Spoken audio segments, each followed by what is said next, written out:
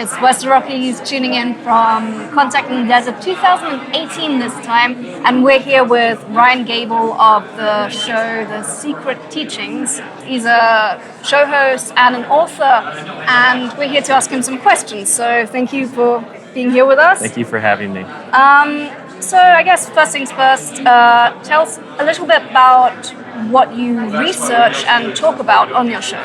I utilize, before I look at a topic, I just like to utilize the subject of objectivity, removing emotion from any equation so that I'm able to look at it from a perspective where I'm not trying to prove or disprove something. It could be, when I say something, I'm being very general. So that could be food, that could be the occult, that could be aliens or any other subject. And then from that point, in terms of the radio show, I sort of just let information take me to where I need to be. I'll give you an example.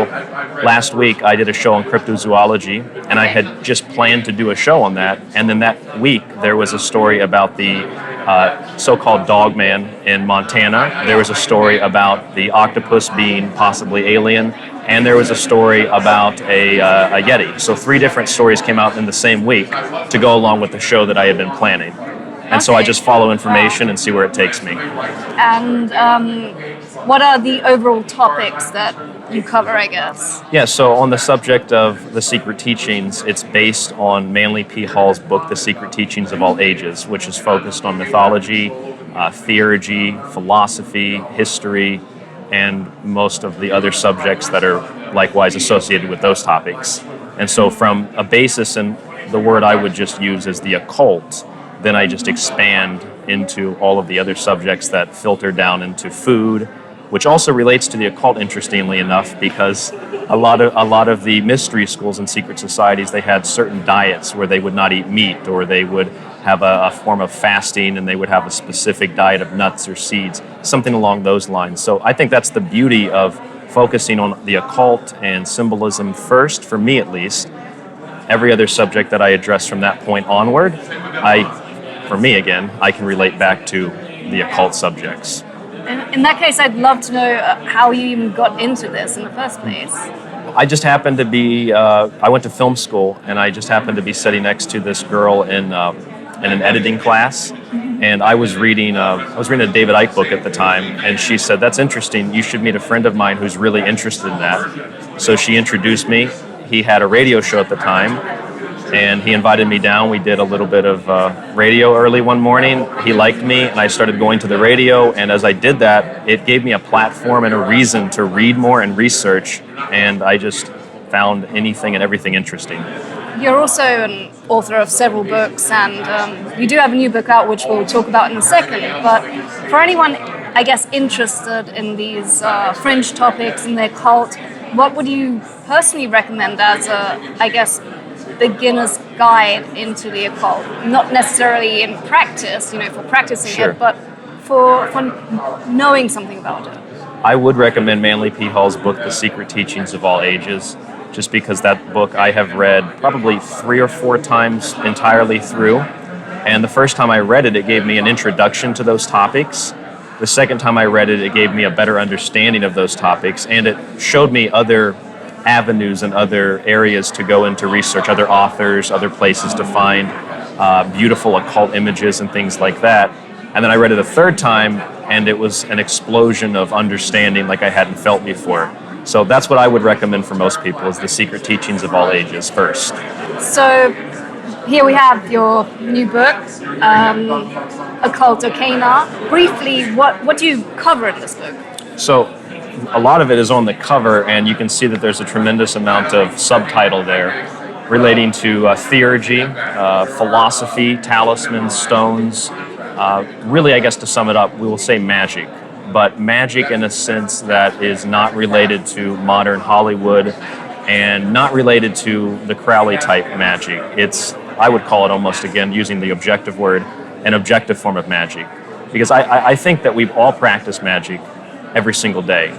You don't have to have a magic wand, but in a way we do have magic wands. We have things that are utilized as shields of protection, if you will. People think about magic spells, they maybe think about saying certain phrases and waving that magic wand, but spell comes from spelling, to spell out words. A curse is something either a word written in reverse to give it a negative power, or it is a curse, as in we have words that we call curse words. So a lot of the things that we look at as being magical in nature are derived from the everyday world around us. And for any of us to go outside and maybe not have an idea of why it's really hot today, or why the trees are blowing in the wind, and we don't understand that, that's magic. And I don't necessarily think that that's really different than the types of even stage magic. It's probing into the unknown. Certain things we can understand scientifically, even technologically, make advancements in technology. The types of devices, for example, let's say engineering a plane. I don't know how a plane works. I barely understand how my bicycle works, really, the chains. But to me, I could look at that as magical, or I could understand that somebody knows how to put that together and make it work. And to me, it is still magical in a sense, but I guess my point is magic can be defined in a wide variety of ways, but I think magic is something that is confined to the individual in terms of how it's interpreted and how it can be used. It's almost as if anything we can't explain, we attribute this term magic to it.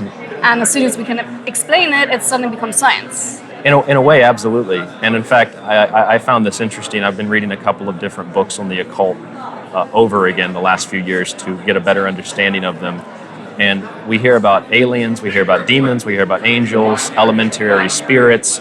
And I read a couple of perspectives from very occult texts, mostly grimoires, suggesting that magic, and I completely agree with this, magic in and of itself, and the names that we give to, let's say, elementals, the salamanders, the sylphs, the naiads, undines, etc., the gnomes, those are names that historically have been applied to the elements.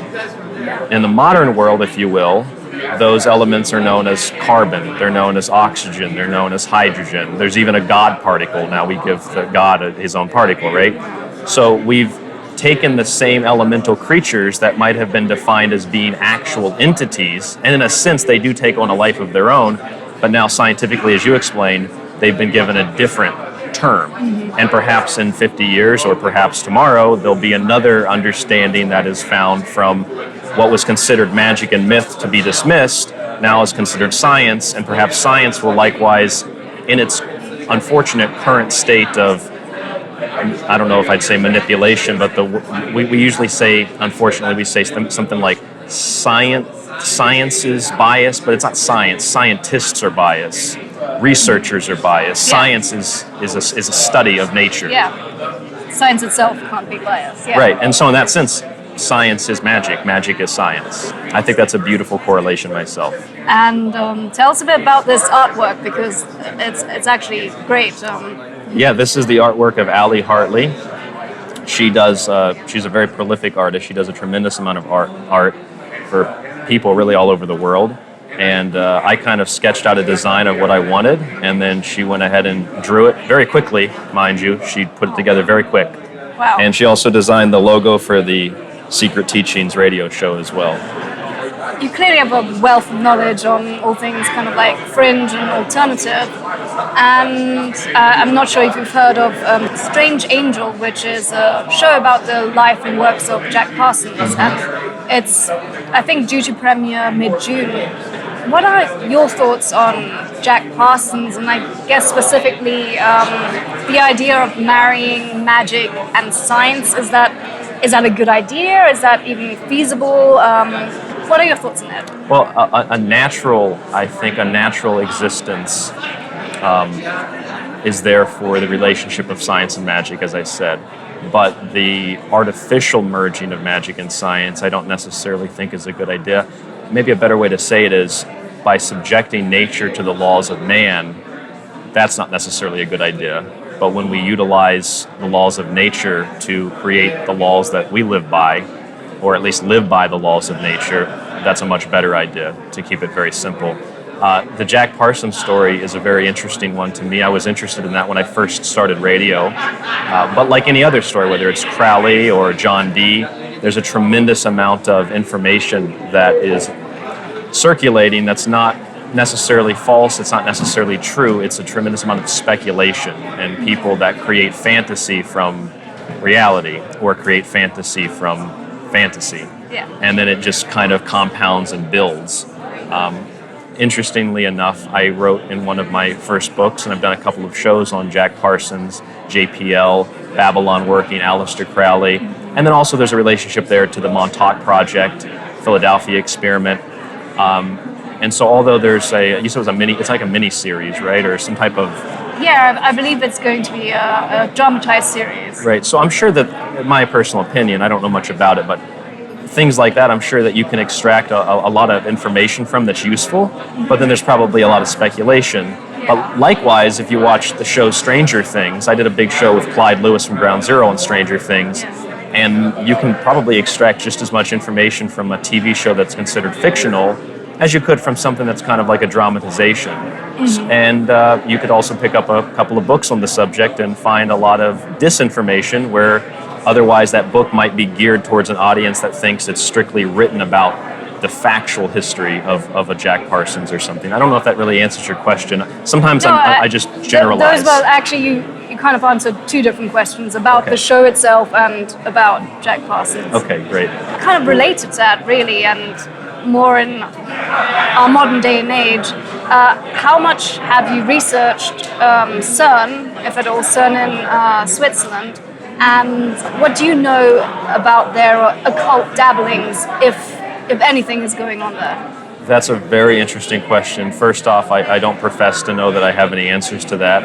I've always joked around and said that CERN hasn't really concerned me, because just like with national laboratories in the United States, we know of Los Alamos military installations, we know of Holloman, we know of Area 51, but there are some other installations that we don't hear about, and there are some other national laboratories. For example, one of the places that I'm living in now but about to move from is Idaho, and there's a huge national laboratory there that has an incredible history that is not really discussed. It's got an incredible nuclear history, military history, etc. So on that subject of CERN, I think that there are probably a lot of installations that do that same type of work, but we never hear about it. And whether or not it has any effect on reality per se, I know a lot of people tie in the Mandela effect to it. I don't necessarily think that I have the answer to that. Speculating, though, possibly, and relating that back to Jack Parsons and relating that to even Stranger Things and the Montauk Project and opening portals, I think it's probably very possible to open portals, but I think that the big question first is how we define portal, because I think a lot of us might think something from that movie Event Horizon, where it's a big metallic circle and then you walk through this black substance, or something that we've seen in a movie, or you walk through a mirror like Alice in Wonderland, or a mirror like on The Matrix. Those two movies utilize the same type of symbolism. So first and foremost, if we define what a portal is, then we can expand on that, and then I think we can bring the question of CERN in. Yeah, no, I think that's a really good point to make, because people like mentioning the word portal, but at the end of the day, it's, you know, a portal into what or from where? Yes. And some people think it's, you know, a vortex into the world of the dead. Some people think it's an interdimensional portal, and yeah, of course, right. there's many different things that could be at the end of the portal. Mm-hmm. In terms of how we define anything, really, I think the word that we utilize should be defined, and if we're having a discourse about it, whether at a contact in the desert or on a radio show or just in our own research, we should define the word to get an idea of what it means before we go into it, because otherwise we all have bias and a subjective view and a preconceived opinion of what we're looking for, and most of the time if we look for something, we can find it, evidence or otherwise, just because we're looking for something to prove what we already believe or what we want to believe. Yeah, and that's exactly what philosophy teaches us, you know, the basics of philosophy and the logics thereof. Yes. Yeah, so I can tell you studied that, definitely. Obviously, you're very much into the occult and, you know, a lot of these, like, what some people might call dark things. Mm-hmm. Does that mean you personally practice magic, or is it just something you're very interested in researching? A combination of both. I'm not a traditional magical practitioner. A friend of mine who co-hosts with me on occasion on my radio show, The Secret Teachings, he has gotten more into actual practicing magic. Now, when I say sort of both, I sort of do both. I don't practice magic traditionally or classically, but again, we all practice magic every day, I think. So if we're walking up to somebody and wish them to have a good day, I believe that is a form of magic. And that also relates to science and psychology, because to wish somebody a good day or happy birthday, you are, in a way, presenting them with a form of symbolism. Words are symbols, letters are symbols, and so are numbers. And so when we utilize language, as in the spells and curses we talked about earlier, and you wish somebody to have a good day, and they take that wish and they say, maybe in their subconscious, maybe I am going to have a better day. Maybe a couple people wish them to have a good day, and they do perceive that they have a better day because of that. Likewise, if you tell somebody to go to hell, I don't like you, I hate you, I hope you die, perhaps that weighs on their subconscious and they feel very bad about themselves. And in that sense, in looking at what we might consider dark, black magic, white magic, and gray magic are very roughly defined in that sense, because unfortunately, to look at magic as a matter of interpretation and perception, what is obviously dark to you might be light to me, and what is vice versa. So the subject of magic as a whole, and whether or not we practice it every day, could be argued and could be debated. But personally, I think we practice magic every day. I think I practice magic every day. I think language and communication is a form of magic, much like hand signs, whether you're communicating intentionally with sign language or just reading somebody's body language. Because I believe the essence of magic, and I think a lot of people that study magic will say this as well, I've heard some say this, magic is symbolic action.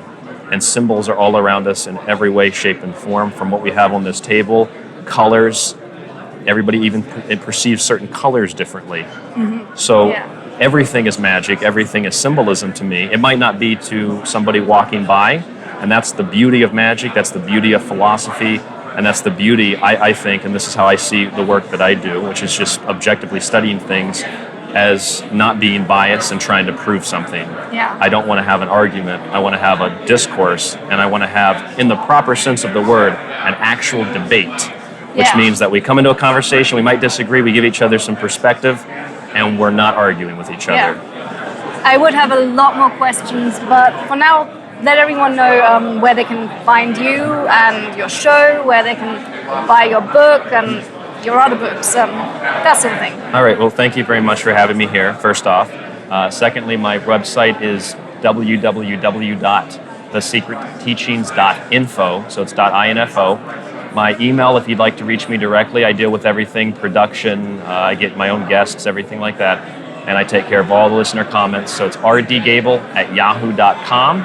And all of my material is on the website. We also have a social media page. I only use Facebook. It's facebook.com/The Secret Teachings. Occult Arcana is my newest book and probably my most comprehensive book, especially on symbolism and the occult. And you can find that on the website or email me, and I do autographed copies and send those out.